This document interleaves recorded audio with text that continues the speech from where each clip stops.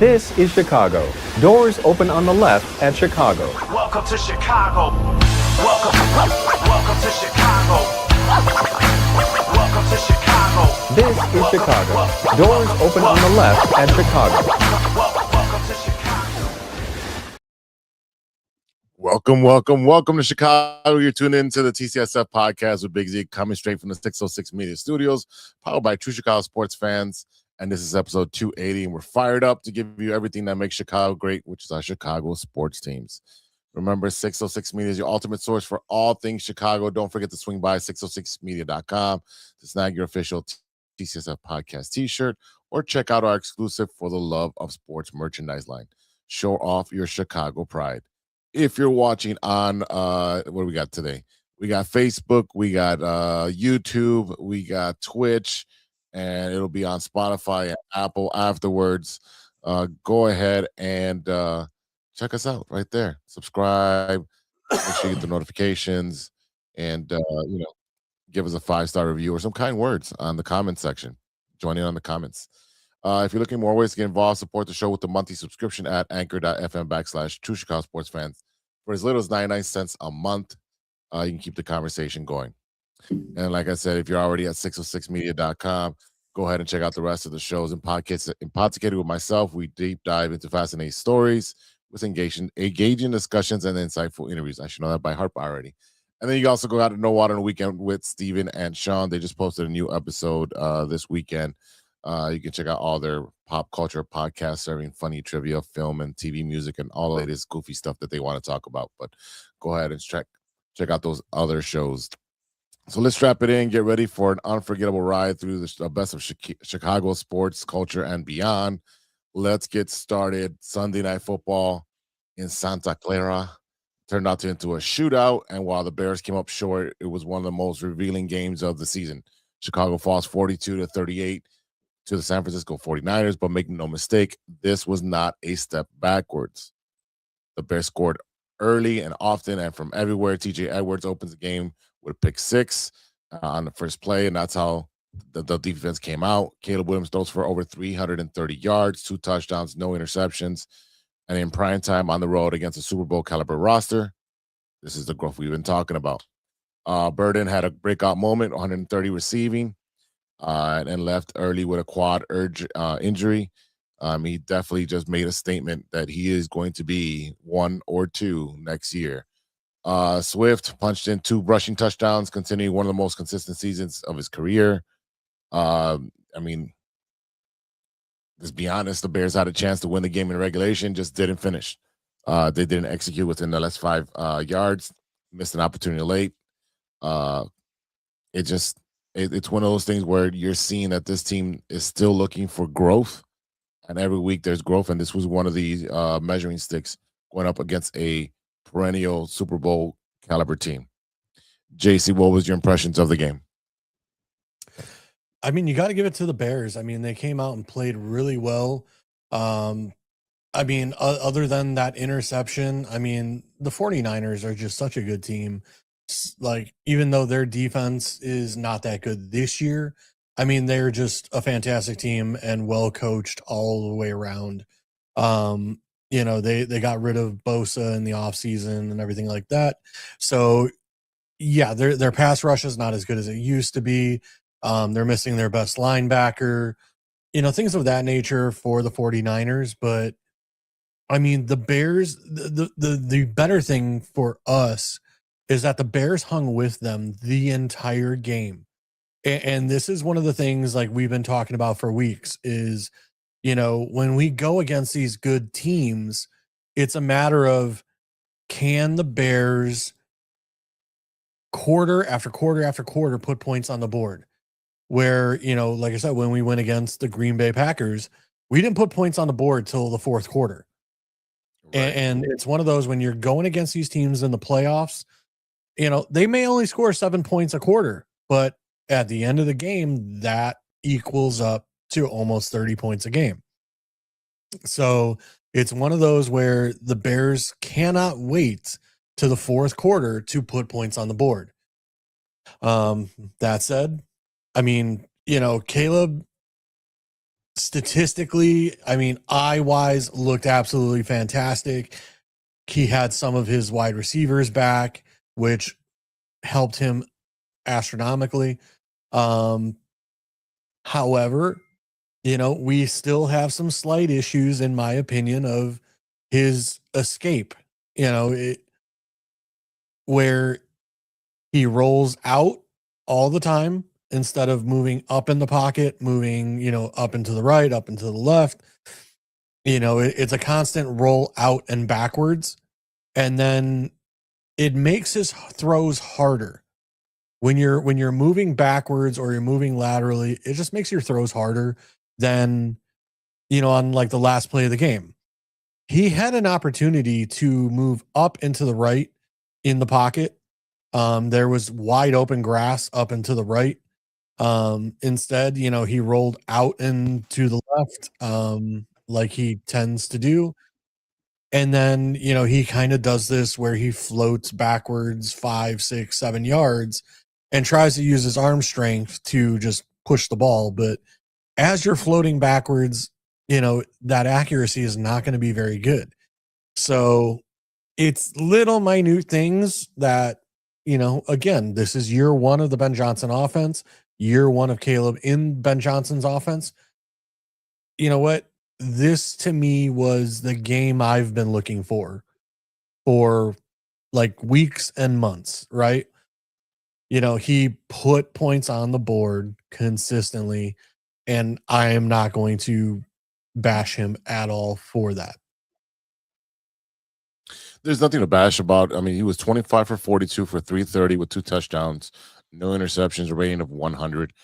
I mean, obviously the accuracy will get better as he gets more accustomed to the Ben Johnson offense, and he cleans up his footwork, and like you said, that rolling out to the left and then drifting, and then he's throwing off his back foot and it's floating. Yeah, off platform throws. Right. Again, that was the same throw he did for the Packer game, and we saw what happened with that time where he just wasn't able to get enough into it. If he gets enough into that throw, it would have been a touchdown. And he even admitted to it. He's like, "Yeah, I made a bad throw. I grounded it." He's like, "I haven't seen the film yet, but I grounded it." So again, the kid's taking responsibility on triumphs and all the losses. He was 5 for 18 running. Again, I felt like they went away from the running game in the first half. They did end up with 92 yards on 17 carries between Swift and Manungai, with Swift getting 2 touchdowns. I think he has 9 for the season. So I think he got over 1,000 for the yards for the season. So Swift having a quiet, fun year. Manungai showing that he can be the bruiser of the two. But I mean, for me, the highlight or the guys that really stood out were Luther Burden, 8 for 138 with a touchdown, long pass of 35, and Colston Loveland, 6 for 94, also 1 touchdown and a long pass of 36 yards. I mean, those two guys were studs yesterday in a game where DJ Moore showed up, but he's been dealing with, I guess, a flu virus that's been going around in Chicago. A lot of people have been sick with it. And then this guy flew him by himself out. Who was it? Darnell Wright was dealing with it all weekend, and then he flew himself out to the game because he was listed out, and he ended up playing and had a very good game for us. The Austin, what was it, Booker, who tipped it, or who was that tipped the ball in the beginning, and then it went over to TJ Edwards. I thought it was Jalen Johnson, but I could be wrong. It was Jalen Johnson. Yes, it was Jalen Johnson. Yeah, it was Jalen Johnson. And then TJ Edwards took it to the house, and that's a great way to start the game, and everyone was super hyped. But this was the first NFL game where it was tied at 7, 14, 21, 28, 35 before the 49ers took the lead. And obviously they ended up winning the game, but it was a back and forth game. And it was one of those games where back in the day, 5 years ago, no chance in hell we put up these points. No chance in hell we can get in the ring with this, in this heavyweight fight and go blow to blow with one of these teams. Yes, did they have a lot of injuries? So did we. We were missing a lot of people. Rome was out. DJ was kind of a non-factor. All right. There's other guys that were out, and we mentioned them in the pregame yesterday, but it was a great game. And while it's a loss, it doesn't really sting that much after winning in the North. So you already know you're going into the playoffs, and it doesn't sting as much because you're like, this was the test to see where you're at in the levels of the NFL. Can we hang out Yeah. with the big boys? And we did. We put 38. Now the defense needs to be way better. Giving up 42 points is unacceptable in the playoffs because you're going to be playing. It looks like Green Bay. If we beat the Lions, we play Green Bay. If we lose to the Lions, and then there's other scenarios, right? We might end up either playing the Rams or Seattle or San Francisco. There's like every scenario to play anybody. Yeah, I mean, let's be honest here. I mean, obviously, letting Christian McCaffrey 23 rushes for 140 yards with an average of 6 yards per rush with a long of 41, that's not going to get it done. I mean, we've been hyping on this for 2 or 3 weeks now that the Bears defensive line needs help. We drafted a rookie this season who unfortunately is on IR. Grady Jarrett, Billings, Dexter, these guys, they're not getting it done. And it's unfortunate to say that. I know Billings is going to be a free agent in the offseason. I do not see us re-signing him unless it's on a very team-friendly deal. Which, I mean, he's kind of on a team-friendly deal now. I mean, I think he's getting paid like $3 million a year. But he's 30 years old. We don't hear about him like we used to 3 or 4 years ago, constantly from, the broadcasters talking about him being a disruptor. They might talk about him once a game that he made a decent play. It's just unfortunate. I've kind of said that, it's going to be, for me, it's going to be all defensive trenches in this coming draft and defense. Because, looking at what we're losing in the offseason, there's potential CJ Gardner-Johnson, Brisker, Byard, Nahshon Wright. We're talking, Billings and a bunch of those like defensive guys as well. So our whole secondary could be, piece made and need like almost complete replacing. It's going to be rough in the offseason. And I don't want to get ahead. I don't want to get into that because we're still enjoying the regular season and what's going to be a playoff run in year one of Ben Johnson. But there is some smoke in Las Vegas with Max Crosby, who wanted to play out. The Raiders want to tank and get the number one pick and get the quarterback.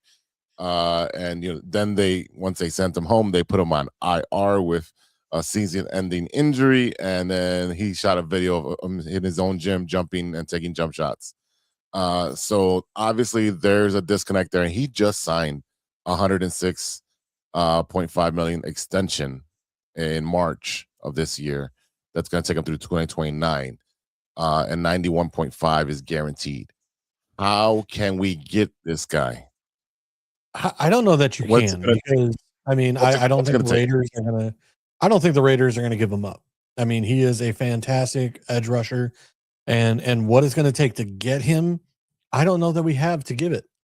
I mean, unless you're going to move DJ Moore, like what are you going to give up other than first round picks and second round picks?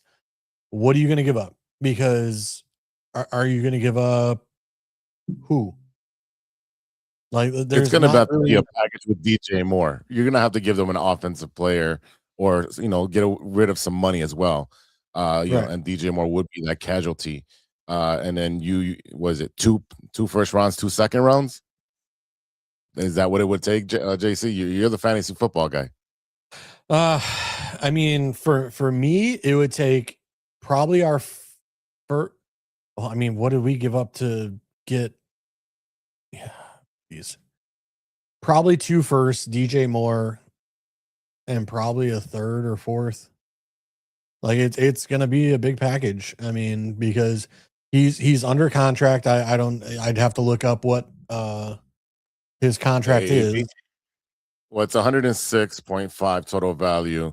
No, I'm 91. saying length. How many years? He'll be done in 2029 through the 2029 season. Okay, so you'd have him for 3 years. 3 years of team control. For 35 million a year. Which again, 35 million a year as the salary cap goes up is nothing. It's right.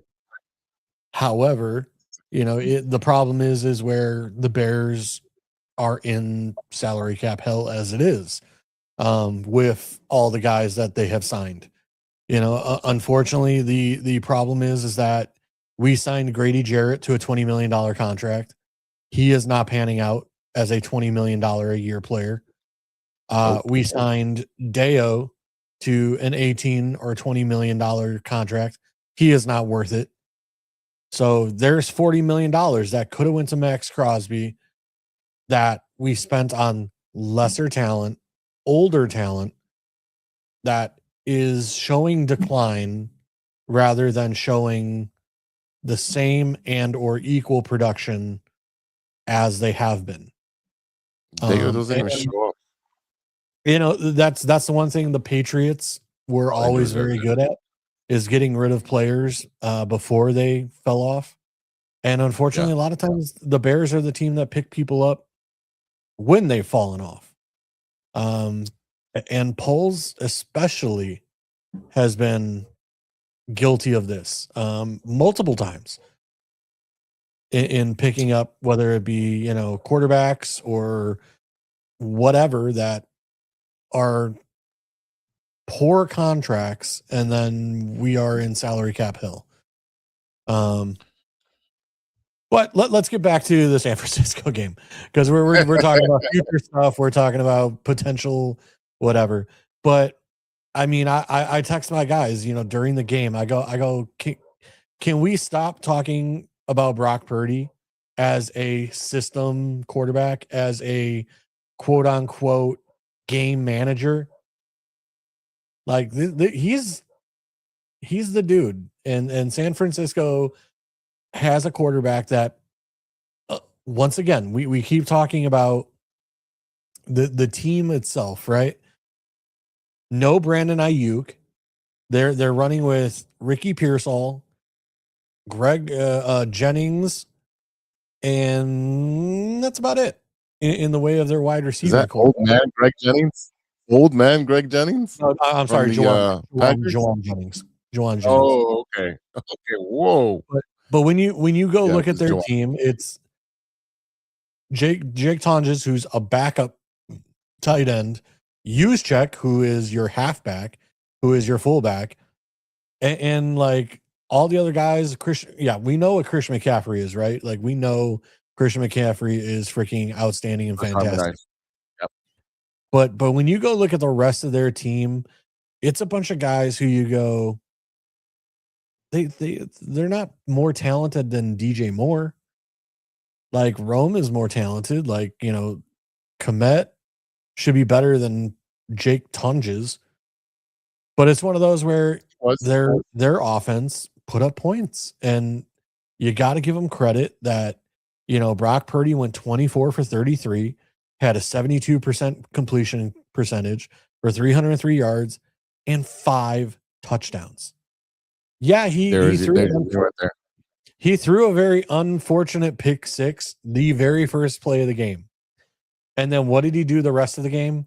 That dude balled out. The next drive, he went straight down. Yep. The next drive, he went straight down and scored on us very easily. It was like a hot knife through butter. And the problem is that the Bears struggle with quarterbacks that are mobile, right? You seen it with when they played Jesus, why am I blanking? When they played Baltimore, when they had the backup over there, right? You see with Brock Purdy, you see the inconsistencies of getting to the quarterback, the inability to put pressure on a guy like that, like Brock Purdy, or a upper level quarterback that you will be playing in the playoffs.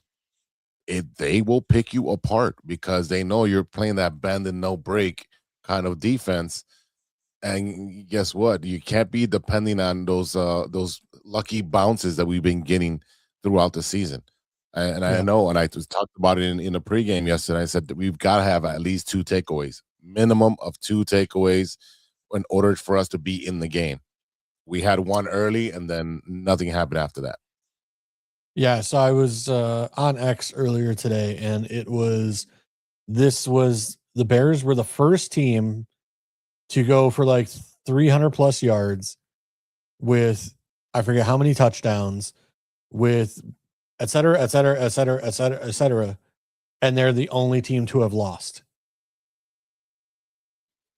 So it was the only team to not give up to have a takeaway, to not give up a takeaway, to have X amount of yards, X amount of touchdowns, the 35 points and whatever, but they are the only team to have ever lost with all of those factors on their side. I'm going to tell you why they lost. Time of possession. You don't run the ball.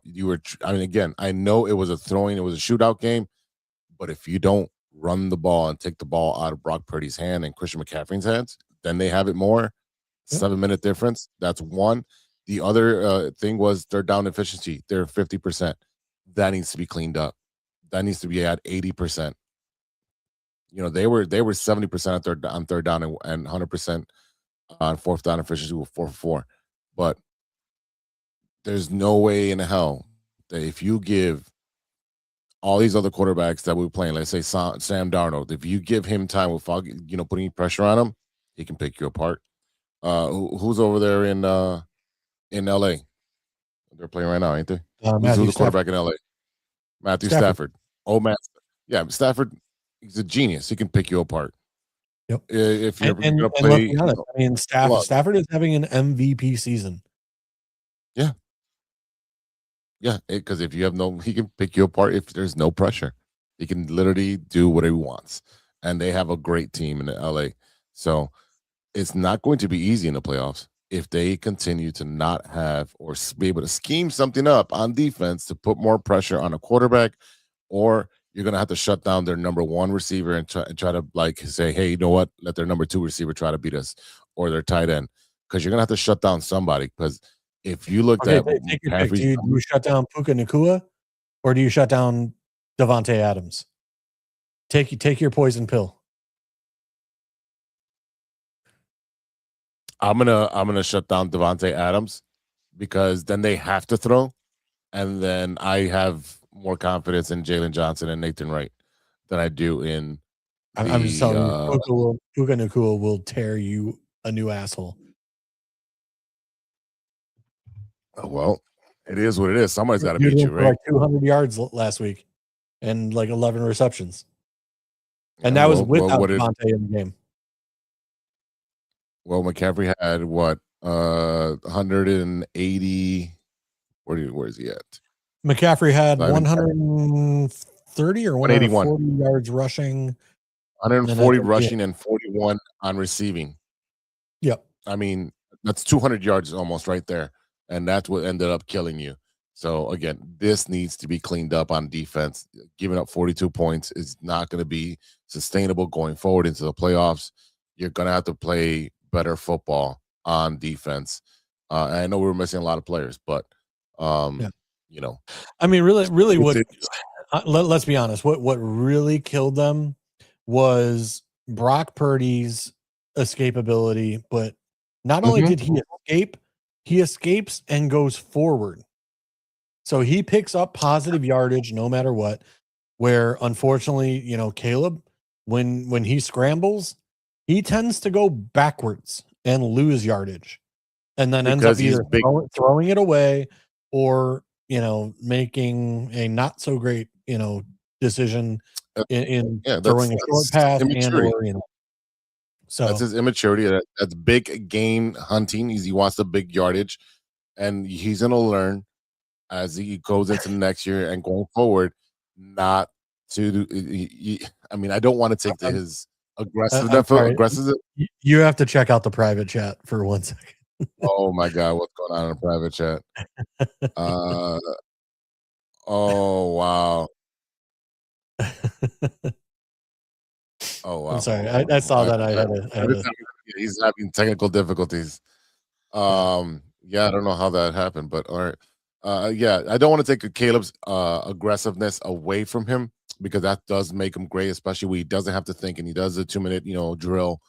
He's great at that. But at the same time, understand that if I get a first down, I don't have to waste the timeout later on, and that's what ended up costing them. Right? They had no timeouts. Yeah. Right? They had no I time also to play think, with. I mean, the last series before overtime, I mean, the pitch play to Monangai, poor decision. Um, just little things here and there, and it could be play calling, it could be, whatever. Again, the pitch play, no yardage. Like it's you gotta get some positive yards on those situations where instead of being 3rd and 9, you're 3rd and 4, at the goal line where you have a chance and opportunity to Yeah. punch it in with the run game. So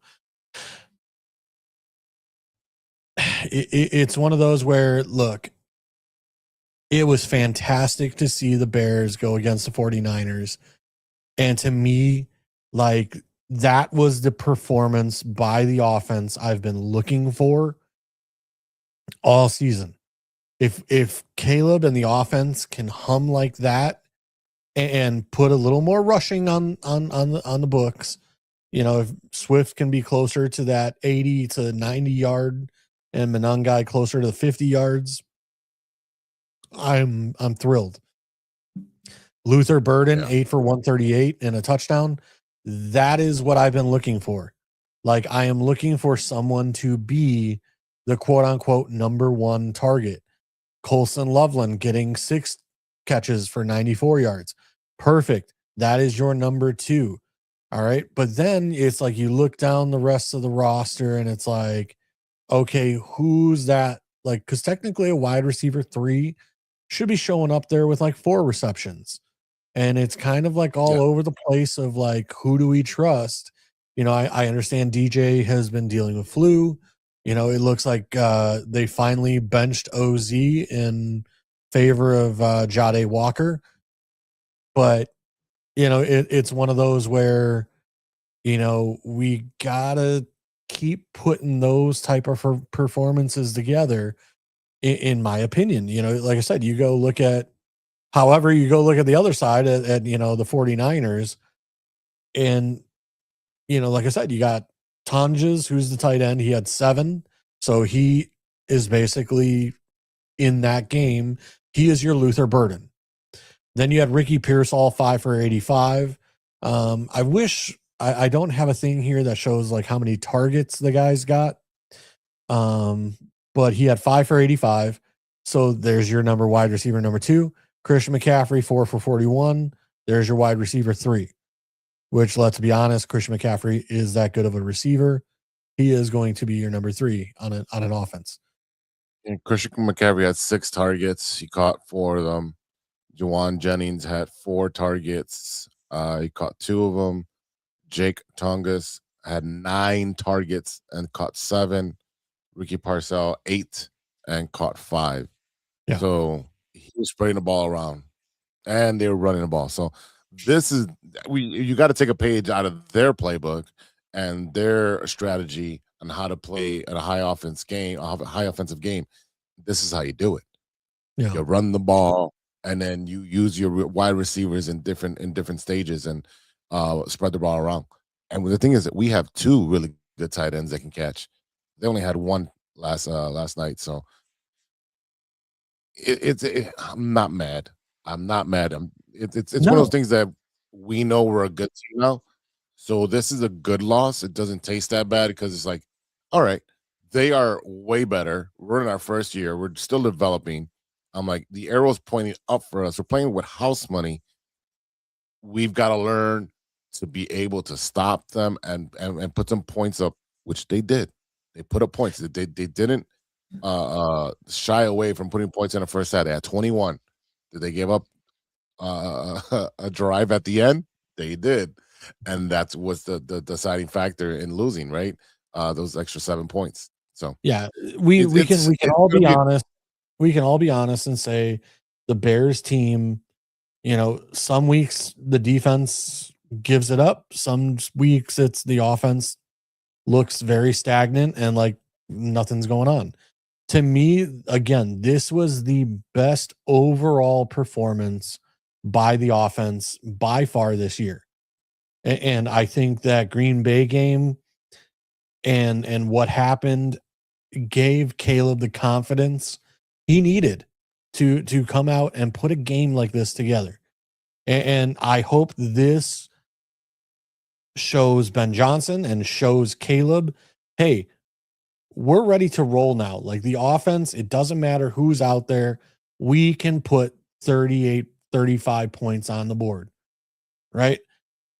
Now the problem is that the Bears defense, while we have been fantastic in takeaways, we are not the Bears of Briggs and Urlacher and Peanut Tillman, where, I mean, we were just shutting guys down, where, we are the number one pass rush or rush defense in the league. Like we are just giving up way too much in the run game. We watched that Packers game and we just watched where it didn't matter if it was, whoever it was Wilson or whoever the running back was, they were falling forward for 6 or 8 yards almost every single rush. So it's one of those where we know, like, look, we're in the playoffs. I'm very happy we're in the playoffs. We'll see. I mean, with putting 35 points on the game, that tells me, look, we can go into games and we can now hang in with anybody we face. Where in the past, couple weeks where you're only putting 14 points, 17 points, like that's not going to get it done in the playoffs, especially against some of these teams that, if you want to go up against like Seattle and the Rams and some of these teams that, are just firing on all cylinders. 14 points, 13 points is not going to get it done with the defense that we have. So I'm not trying to be that guy saying like, oh, we're not going to win a playoff game. Like we're we should be happy that we even made the playoffs. I'm not trying to say that, but what I am saying is, look, it's year one. The outcome that we have had is above and beyond what I expected.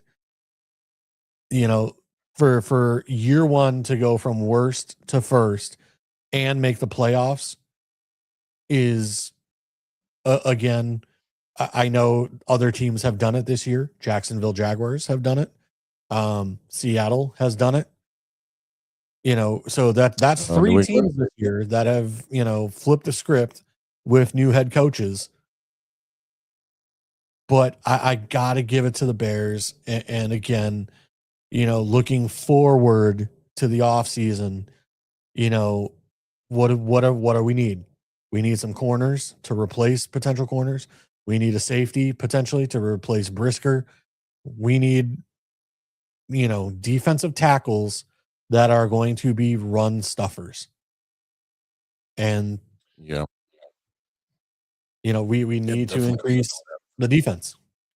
Because now with the offense rolling, if we can put a defense together with that, then we are looking at a championship team. Yeah, it is. It is going to be. But I mean, we talked about this off air that this is it's a weird year in the NFL where everybody's in it. Everybody that has a winning record right now is in it, and it has the ability to get into the playoffs and get into and going for a run and going all the way to the Super Bowl. It's kind of like our league. I mean, look, how would you like to be a Buffalo Bills fan right now? I mean, you got Josh Allen, who's MVP almost year after year, and you got a wide receiver in Keon Coleman, which I can't tell you what's going on. He's in the doghouse in that franchise, and they're hoping they got to go play the Ravens and hope they can win. Or is that the Steelers? But It might be the Ravens and Steelers. Ravens and Steelers are playing each other. The Bills, I believe, are playing. Let me see what they're playing. Oh, the Jets. They got the Jets at the end of the season. Yeah. So that should be a win, right? So they'll be 12-5.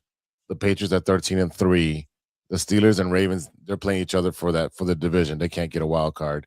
And then you got the Jaguars and the Texans, 12-4 and 11-5. So it's going to come down to the last week as well. You got the Broncos and Chargers, 13-3, 11-5. Like, there's a lot of teams at the top. There's at least two that can make it. And then on the NFC side, the Eagles might be a playoff opponent. The Packers most likely will be our opponent if we take care of business this next Sunday at 3:25 against the Lions. The Panthers and the Bucks. I mean, I don't even know what to say about these two teams. They're both 500. Then you got Seattle, the 49ers, and the Rams, all three teams in the NFC West vying for either the division or wild card spot. So it's going to be a wild week next week. I also looking at Caleb needs 275 yards I think it's to hit the 4,000 mark ish. Yeah, to get the 4,000 mark. Yeah. So again, there's a lot of stuff. It's doable, but the Lions have not been playing very well this season. But I mean, they still have a great pass rush. I mean, they still got Aiden Hutchinson, who's an animal. But can we put 270 on the Lions? I think we can. I mean, they're out of it.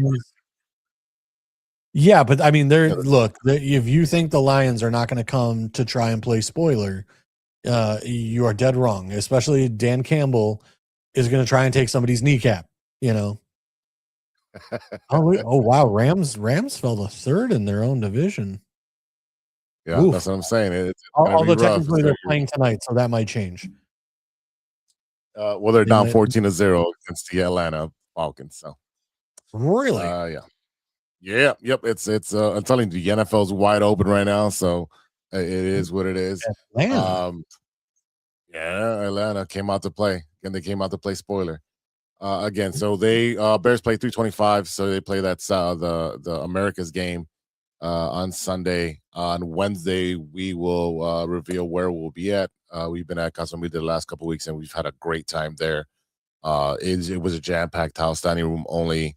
It was great. It was great. Great game to watch there, and everyone was really, really into it. And big shout out to Casa Media for letting us be there and becoming part of their family. So yeah, and then we've got offers to go to all these other places. So I got to figure out what fits us the best, and we'll make an announcement on Wednesday where we will be. But right now, let's take a quick break, and on the flip side of the break, we'll do the Madhouse on Madison report, and we'll talk about our Chicago Bears and Chicago Blackhawks. So stay tuned. We'll be right back after a word from our sponsors. Hey there, Chicago enthusiasts. Are you ready to take your fandom to the next level? The True Chicago Sports Fan Podcast has got you covered with some serious cool merch that screams Chicago pride. From cozy sweaters to trendy tank tops, we got it all.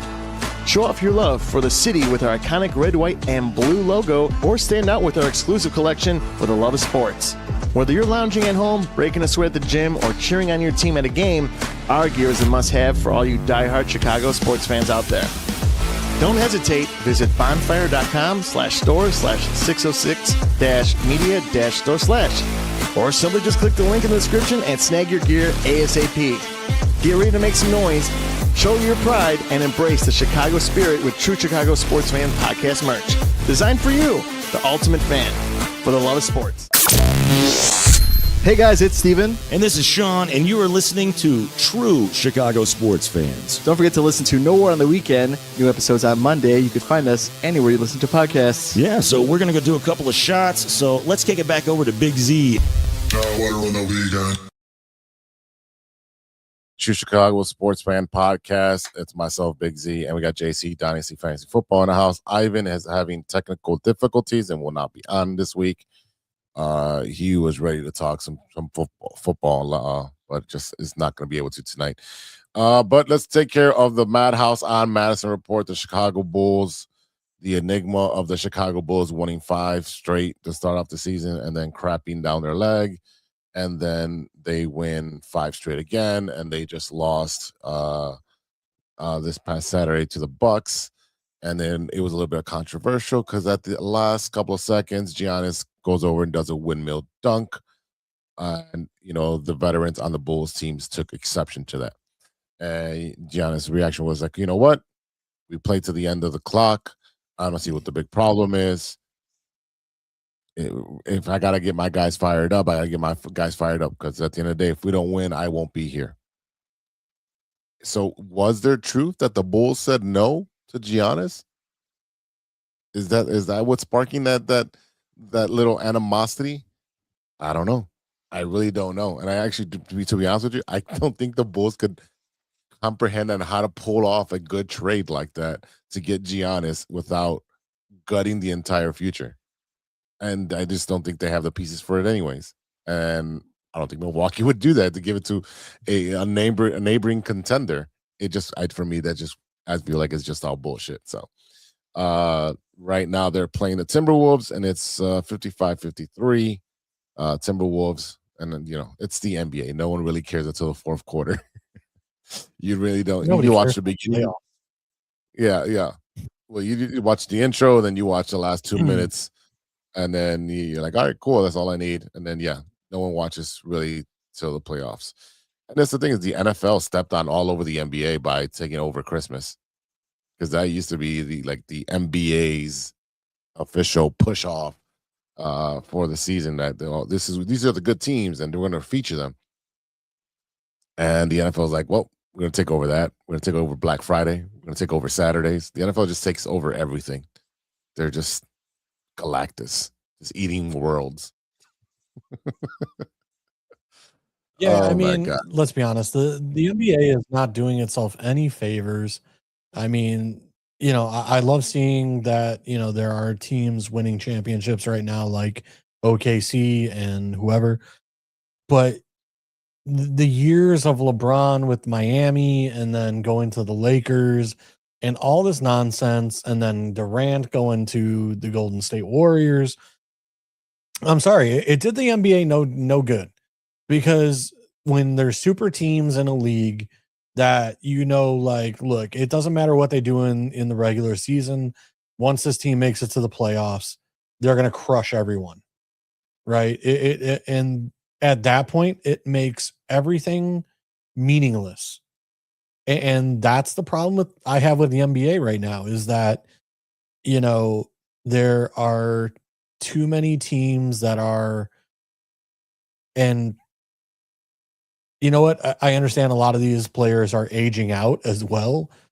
When we look at Chris Paul and LeBron and Anthony Davis and all these guys who are aging out, and you kind of look around, and other than Wembanyama, it's like, who's a superstar now? Who's the next guy up that I'm supposed to be so excited to watch and paid money to go see? And I couldn't I couldn't answer that right now just because there's a lot of guys that are I would say A- tier. SGA from OKC. I think Giddey is a must watch. If you look at New York, they got a couple players over there, but it's either a super team or nobody's on that team, and that's the disparity in the NBA is what's really hurting you. And just like to your point, back in the 90s and late 90s and early 2000s, you had a lot of the teams, I would say 2/3 of the team had 2 to 3 superstars on that team that were either drafted or, we signed someone else from somewhere, after their contract ended, but to join, be the third piece. It wasn't like, hey, we got 5 good players, let's add a 6th good player. People can sit there and say that, the Bulls did it with Rodman. Rodman was not a scorer. He was a rebounder. Was a cherry on the top. Yeah, it was a rebounder and defensive specialist. Yeah, he was. You know what I mean? Like the Bulls had Scotty and Michael, And then everybody else, like Kukoc and Kerr and all those guys were Harper, role yeah. players. Yes. You know, and look, I'm not trying to disparage those guys. Look, Kerr got the job done. Luke Longley got the job done. We won championships, right? But it was Yep. Scotty and Michael. And those two were drafted to the team. They didn't collude in the offseason and be like, hey, buddy, elbow. Like, you want to join my team? No, they didn't do that shit. Michael actually said, he's like, I want to face the best. I don't want to play with the best. I want to face the best. And that's the problem in the NBA today is that, you know, because of what LeBron did in Miami, now it's like all these players look at it as the only way we can win is if we team up together and create, you know, the Avengers, you know, of basketball and, you know, go against Thanos and, you know, whatever. Like, there's no good rhyme or reason, and I think it has really hurt the NBA. Like, not only that, it's the way and style of play nowadays where it's just like there's no defense. We run down the court, shoot up a three, and then before the ball even hits the rim, like our team's running back the other way. Yeah, that's literally is. I was watching the Bulls game, and it's like, why is I get it. I know, I guess all the big guys can shoot threes now. All the 7-footers can shoot threes. And I get it. Okay, that's another skill in your tool belt to use. I get that. But you should not be at the perimeter every single play. You should be on the paint, making sure you get your 10 to 15 rebounds and you dominate there. And you can eat very well and score so many points and average a double-double if you just do the simple things. Play defense, box out, get your rebounds, put the ball right back in the basket, get them into foul trouble. It's not hard. It's fundamental basketball, and that has gone away because, like you said, I'm gonna shoot. Steph Curry killed the game. As good as a great player as he's gonna be Hall of Famer. That's great, but he changed the game by his ability to shoot the three from 50 feet with consistency. Now everyone wants to be Steph Curry. Believe me, I see it all the time at work. These kids think they can all be Steph Curry and shoot from half court. You know what? I literally, like, as you're talking, I'm thinking about, oh my God, what if they made layups 3 points and the 3-point line was 2 points? Like, like an NBA Jam? Yeah, NBA Jam used to do that. Flip the script, and if you shoot a three, like from behind the 3-point line, guess what? That's now worth 2 points. And we're gonna make the mid game to underneath the basket worth 3 points.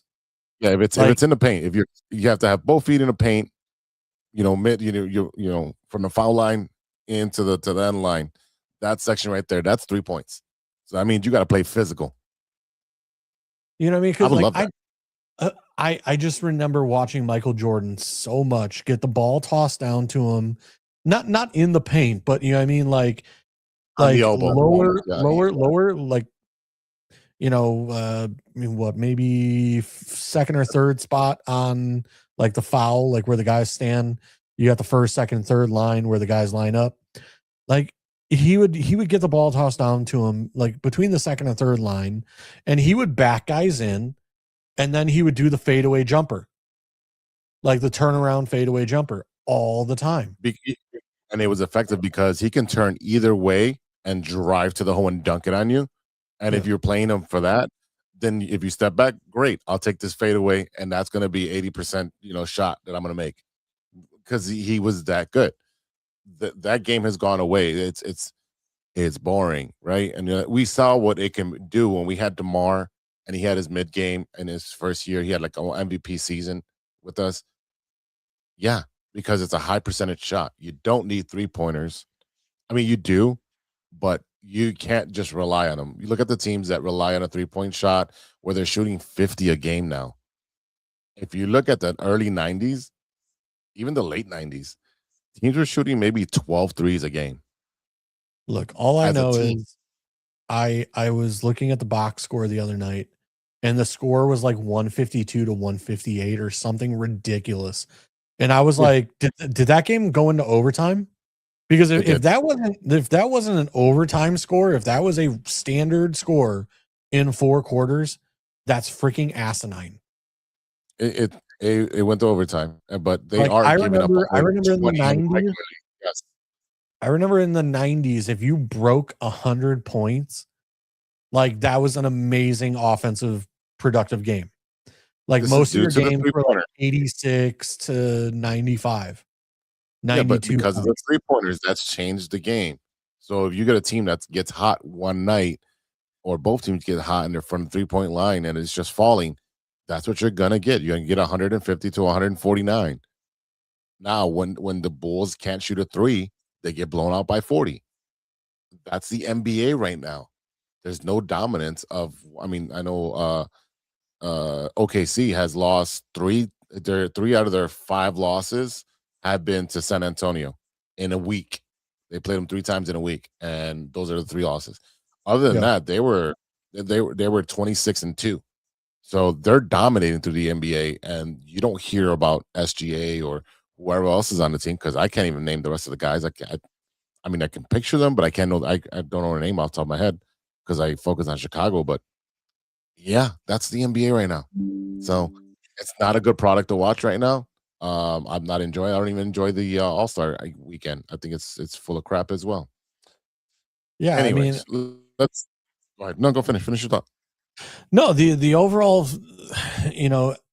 as the commissioner of the NBA, I don't know how you can fix it because, like I said, unless you flip it where like, hey, look, we want to get more like lower zone scoring like going again.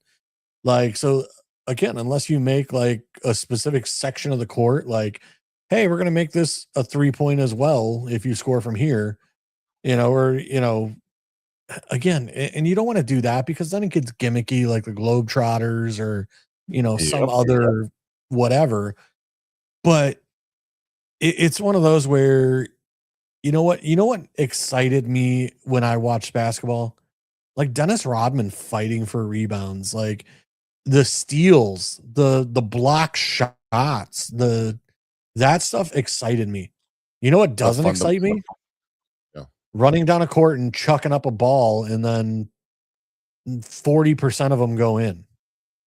But based on statistics, that 40% because you shot them behind the line is better than taking the other 60% within the line. Yeah. Analytics has kind of also ruined the game where now you're looking at, just plain numbers and not filling out the game. So yeah, it's a bad. I'm not even gonna watch. I'm gonna watch football and I'm gonna watch Raw right after this. But Blackhawks, Connor Dard seen skating in practice. Good sign. I don't think he'll be back anytime soon. But they really need his spark. Keep him out a little longer, You can definitely keep him out a little longer because let's make sure it's fully healed. I know we won. Was it tonight or last night? I thought I saw something pop up on my phone. 4-2. We won 4-3 against the Stars in no overtime. We had a shootout. But yesterday the Penguins put a beating on us 7-3. Yeah, it was bad. It was bad. I mean, we talked about the Blackhawks earlier in the season, and we said, look, it's still a very young team. We're trying to put a team together around Bedard. And with his injury and with the injury to, is it Nazar? It is Nazar. As we've said, listen, if we can get a better draft pick, put 1 or 2 more guys, one more of those drafts in the top 5 pick or top 10 pick, put 1 or 2 more talented players on this team, that'll maybe put us, in that conversation again where, playoffs and beyond are a opportunity for us.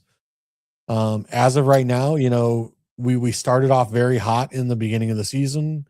We've kind of cooled off again. We're the worst team in the NHL now. We're the worst team we're tied with the Jets for the worst team in the NHL because I'm looking at just the points. because that what ends up being the deciding factor. How many points do you have, right? And we have 34. We're tied with the Jets. The Canucks beat us by 1. They're 33. My bad. We're the second worst team. We're not the worst. And then on the Eastern Conference, the Blue Jackets have 38. So I was gonna say I'm looking was it? Oh, we're looking for more. Sorry, I had to expand. I was looking. I'm like, wait a minute. Like, yeah, I didn't see the Canucks. It had cut off at the Kraken. The Flames and the Canucks are okay. But looks like Canucks are 15. We're 14 wins. Eastern Conference. Yeah, no, we're worse than the league. It looks like we're second. Someone has 33 points and we have 34. But I'm looking at games won. Like we have 14 wins. Canucks have 15. So I'm not looking at points. I'm looking at wins. So I mean, which one do they take in consideration? I think it goes on wins. Then it goes to points. If you're tied on wins, then it goes to points. Well, you know what? That would be a great question for our hockey consultant who doesn't seem to be on very much anymore. I don't know what you're talking Steven, about. If you're listening. It's not. He's not. He's over crying and playing Fortnite. But yeah, the Blackhawks again. We knew that this team was not going to be a competitive team, but at the same time, this is not what we expected to be at the bottom of the barrel. We wanted to see some growth, but we do have some injuries on the offensive and defensive side that's going to stunt your growth. But the last thing we want to do is waste Bedard's youth and him being on a cheaper contract while trying to get more players either to be signed or through the draft or whatever it is to complement and supplement this team to be a winning product. So the Blackhawks don't play until New Year's Day. They will play the Stars, and that's a 7:30 game. Oh, I'm sorry, they play tomorrow. They play the Islanders tomorrow, and then they play New Year's. So they have a couple games there. But again, go out, watch a hockey game. They're fun to watch. Doesn't matter where you sit at the UC for a hockey game. It's a great time, and you can see everything. So go ahead and check them out. I'm pretty sure since the boys are out, that the tickets might be a little cheaper.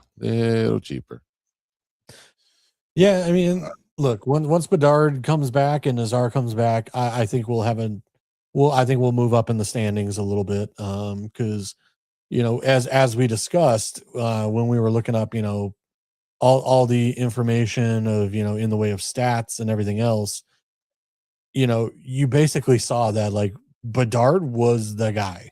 Without Bedard, like the statistics are not good. I'm actually looking it up right now. So this season, games played 19, assists 25, points 44. So, and if I remember correctly, like when we looked it up the last time, Bedard having 44 points, like the next closest guy was at like 19, if I remember correctly. Yeah. So it's one of those with having Bedard out, it's absolutely crushing us right now. So I can understand why we're last in the standings.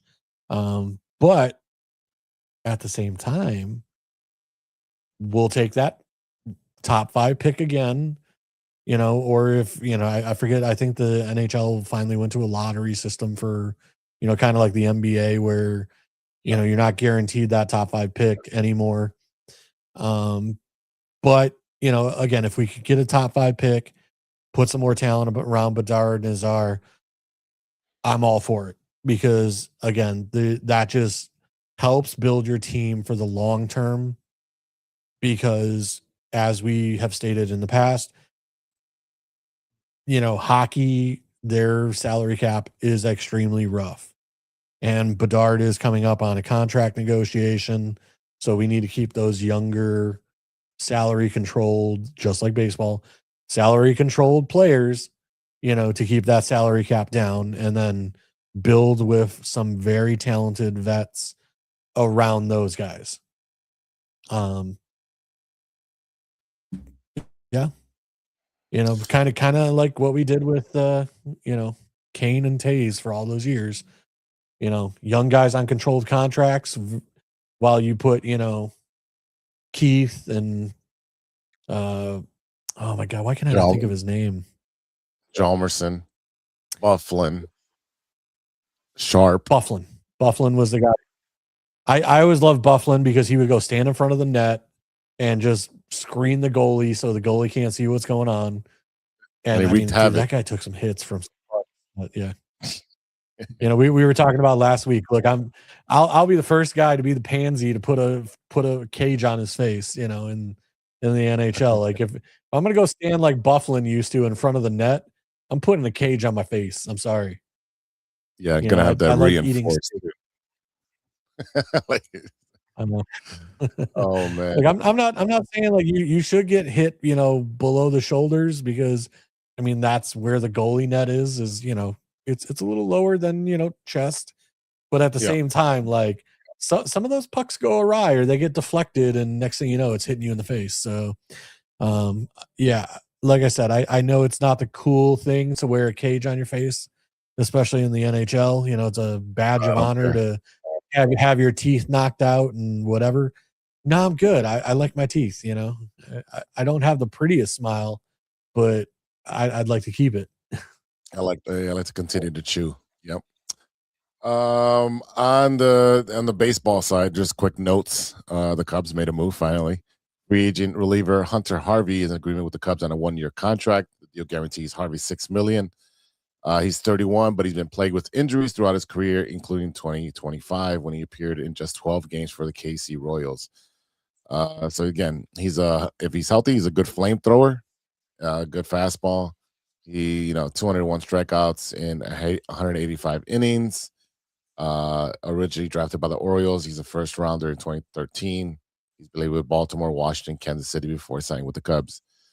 So they've signed Phil Maton, Hobie Minor, Jacob Webb, and now Hunter Harvey. So they've been looking at bullpen arms and exclusively bullpen arms. So not splashy. Maybe it's just one of those undercover moves that the Cubs continue to do to bolster themselves and be able to have arms going down the stretch. And they're also going to get some players back from Tommy John and whatever else injuries. Steele is coming back and Horton's coming back. So they have some starters that will be back. It's just they knew that they had to address the bullpen, which we've been saying for like 4 or 5 years.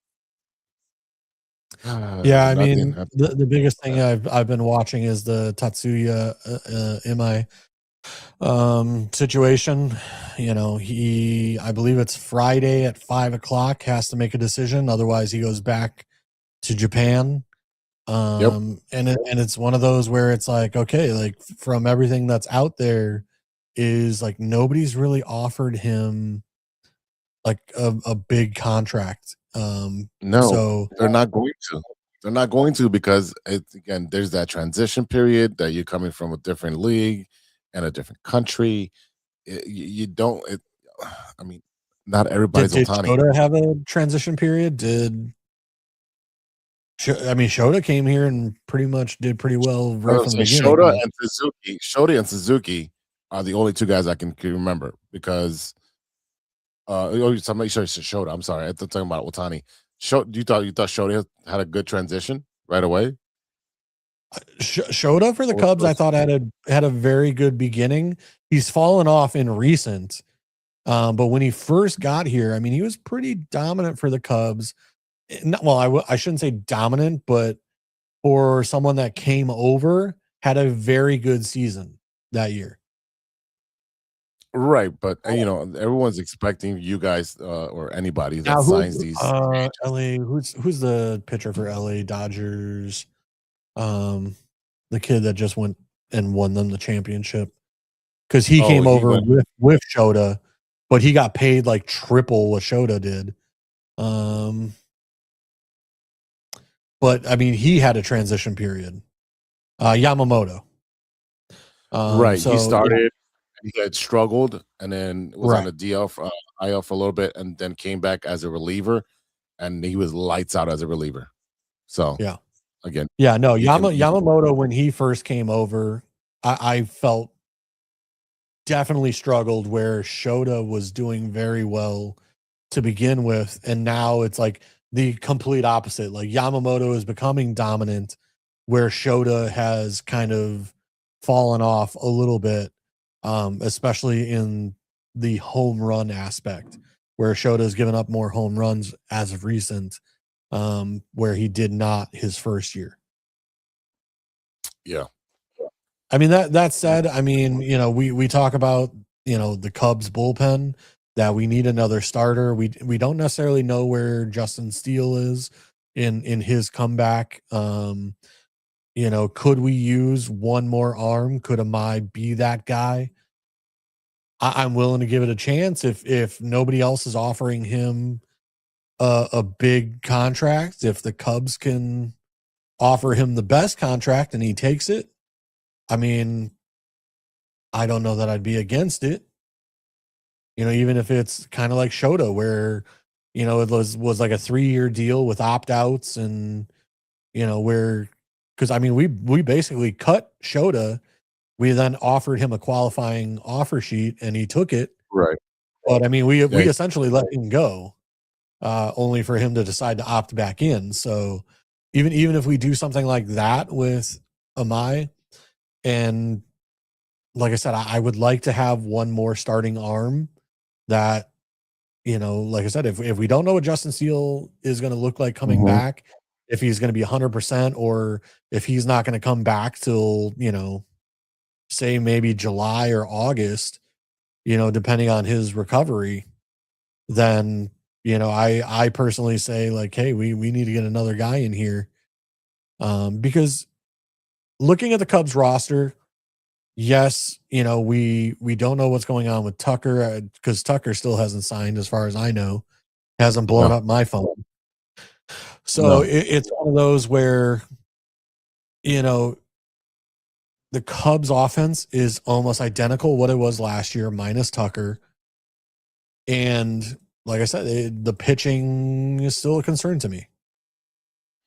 Well, they addressed, they put 4 new arms. So that's addressing it finally. Are they spectacular names? No. Also, they're not spending money. They're not going to spend money. Looking at pitchers that are available, Jordan Montgomery, 33. You're looking at Nick Martinez, 35. Chris Bassett, 36. Going to be 37. Lucas Giolito, 31. Framber Valdez, which is the big name right now, 32. And then it's a huge drop off after that. Frankie Montas, Matt Scherzer, Justin Verlander. If you want to get a plug that could be cheap, because I know Justin Verlander is still getting paid by 4 different teams, so you can probably that might be interesting to put a plug like that in, hoping that Steele will come back by like I said, July, August. I might do that. That would be an interesting concept. Again, you don't have to pitch Verlander every game. Every 5th day. You can give him an extra rest, or put him on the IL for a little bit, let him go golf for a little bit, and then have him bring him back when you need him against a big series. Or that's the other thing is, like, I think Shota, like, we've just, with Steele getting hurt last year and everything else, I think like we use Shota more than we probably should have. So like again, having an extra arm that can take a 6th game or a 5th game in the rotation, and give like Shota an extra day's rest here and there. I would love that, because again, I think in the 2 or 3 years that we've had Shota, like, we've put a lot of innings on his arm, because he's kind of been our workhorse. And yes, he was out injured last year for a little while. So who knows if that was something with Shota, where he kind of had nagging things all season, and that's why there was a fall off with him last year. But yeah, no, as a Cubs fan, again, I always say, pitching, and then, you can put a mediocre team around a pitcher, but when it comes to playoffs, we all know that, it comes down to pitching. It does. On the White Sox side, nothing to mention besides that there is some smoke on trading I'm reading this as I'm talking. Sorry for Yeah, trading it's bringing for back a player, right? trading Luis Robert Jr. It looks like the Mets are getting frustrated with the asking price. Um, and it was supposed to be there was a Cincinnati also balked at the trying to get Luis Robert Jr. It looks like they made a move that pretty much they're not going to look at it for right now. I don't know what the package holdup is, but I'm guessing that they want the White Sox to pay most of the $20 million that he's going to be due this year. I know the Mets have money, just like the Dodgers, but that's a problem. Other news: there's smoke of the White Sox being interested in Yoan Moncada. Absolutely fucking not. No. God no. They're like, oh, he had a bounce back year. He batted .234 in 84 games. He had thumb issues and knee issues last year. No. Do not sign Yoan Moncada. Bring up anybody from the minor league. Hell, you got the number 1 pick that you're going to be bringing up. He can play short and third. Bring that kid up. All right. Well, not even that. Murakami was a third baseman. Like you just signed him, so why? But we have Miguel Vargas. He plays a serviceable third. Colson can play third. Yomer Sanchez can play third. You have multiple options. I don't know who's putting this bullshit report out there, but it's been reported by multiple websites, and they're like, "Oh, the Pirates might be interested in him too." The Pirates are the Pirates. They just need bodies.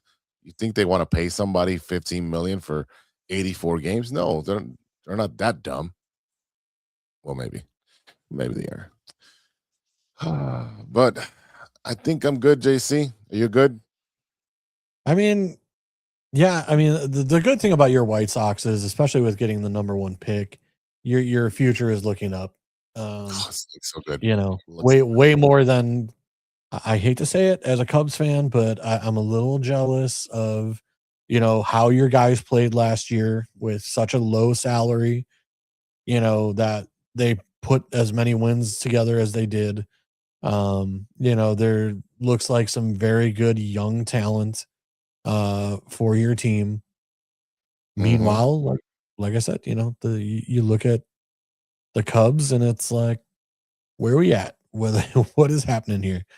As we've talked about in the off seasons before, during and around the draft, time, it's like the Cubs constantly draft outfielders and position players, and it's like you go look at like their top 30 prospects, and it's like there might be 2 arms on that list, and it's like, what are we doing?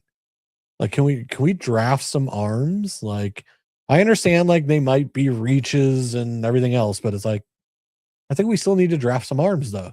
Yeah, and they haven't been known for developing pitchers, where the White Sox have been known for having a good eye for drafting and developing pitchers. They just end up trading them because they're like the first top 2 pitcher. How many did you sign in the Rule 5 draft or whatever? Yeah, like three pitchers out of that, didn't you? Yeah, 3 pitchers out of that, right? And we had 2 that we signed in the Rule 5 draft last year, and we turned them around, and they had a great season for us. So the White Sox are really good about grabbing a reclamation project as far as for pitchers and fixing them. They did that with Colson Montgomery. Look at that. They sent him to the Arizona Fall League location and fixed his swing, and he came back and he was better than ever. So whatever the White Sox are doing, they are not the White Sox of old. They're taking care of business. I think I sent it to Ivan though. One of the White Sox employees, I guess they posted it. They were taking batting practice against the virtual machine that puts an image of the pitcher that you want to hit against, and it throws the specific spin rate and ball arsenal of that pitcher. So if you're facing Shohei Ohtani, it'll throw, have that image, and it'll spit out, a ball of his spin rate exactly based on all the numbers. So the White Sox got that machine that the Blue Jays had it just installed underneath the batting underneath the field in Toronto. The White Sox just got that. That's going to be huge. So instead of looking at an iPad, you can go behind the dugout and go take some swings against the pitcher you're going to see today. That's going to be huge. Yeah. I don't know how I feel about that. I mean, it's one of those where I can understand, like, if you have a pitching machine that can do it, but I guess, like, if you're using like video from past games of that pitcher pitching, like his throwing motion, all It's that just stuff. it's just the image of that pitcher and his throwing motion, but the arms, the slot is just gonna. It's the pitcher machine. It's gonna throw the exactly spin rate and whatever pitch it is. So if you want to go against Dylan Cease's curveball, it's gonna continue to throw that as like what you program it. It's fair game, man. It's all analytics. All analytics. Yeah, I guess, if we're gonna give something like that to the batters, then I say give the spider attack back to the pitchers. I'm down with it. Like, it's an advantage, right? Like, hey, I get to go against a pitching machine like 300 at bats or 300 swings, and like basically know where your ball's going to end up. Which, I mean, pitchers, let's be honest, you can copy my spin rate, you can copy everything else, but pitchers can put a little on, take a little off. Yep. Like the release point, higher, lower. Their stretch when they go into their pitch. Every little minute thing changes the location of where the pitch will actually end up. You can mimic that to a standpoint, but there's always, like, where a machine is going to be like down to the exact science. Pitchers are not like things are always off, and I guess I'll leave it at that, is that, like, you can mimic it to the best of your ability, but like pitchers will just figure out a way to change it. Like I said, Change the timing, change the grip, Right. change this. That's all they do that throughout the entire season too, because once there's film on you, you've got to continuously change and then make them adjust against you. So good pitchers make the adjustments, good hitters make the adjustments, and that's what keeps you at the top 1% of the top 1%. All right, JC, it might be time to go eat some dinner, watch some wrestling, watch some football. I was gonna say, And, there's not much going on in wrestling right now. Oh, just the Austin Theory thing. And I don't want to get into it today until I watch. We'll talk about it next week. Yeah, but I want to enjoy the rest of my week off.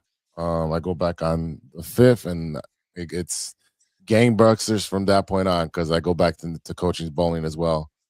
Even though, like, I have past 2 weeks I went back to my league, the adult league, and I've been killing it with the 190s. It's gonna suck because I'm gonna be gone for a month again. I mean, I get the practice, but I guess we could talk about one little topic before we go. yeah, what is it? I'm your champion, boy. I didn't even move my roster around, bro. I know. Yeah. So any of the listeners out there, it was Big Z versus me in the championship for our fantasy football league.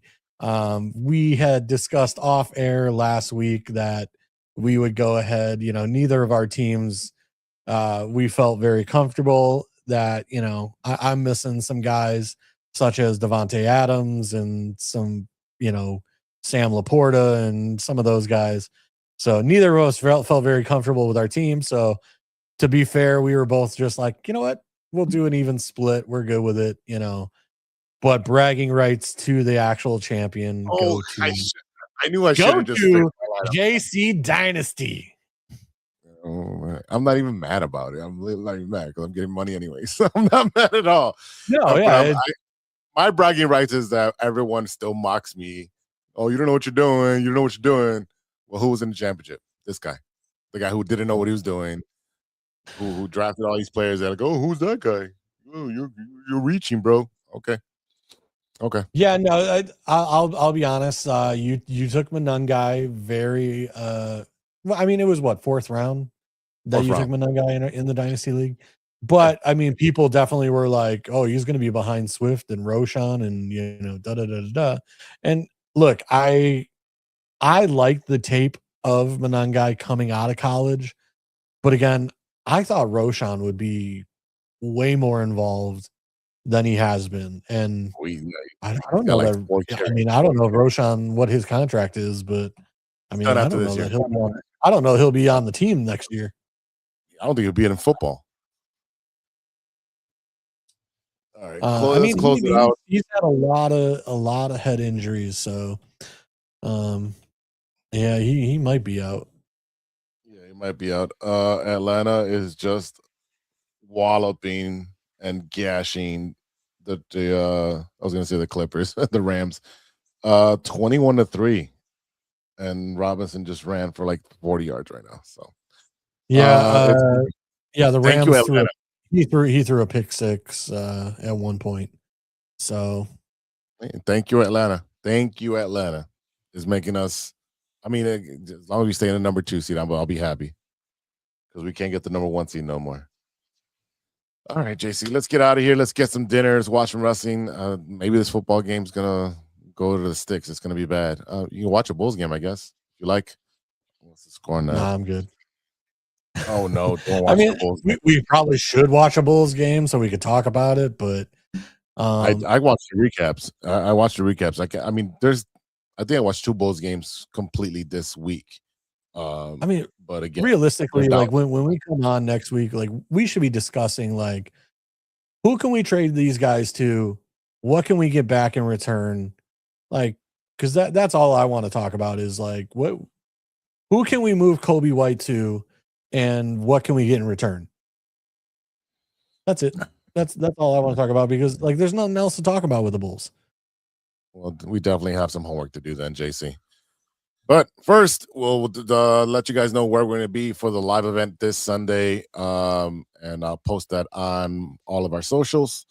But again, this has been great. Thank you, JC, for joining. Ivan, who had technical difficulties due to his dog. Hopefully that dog is still alive.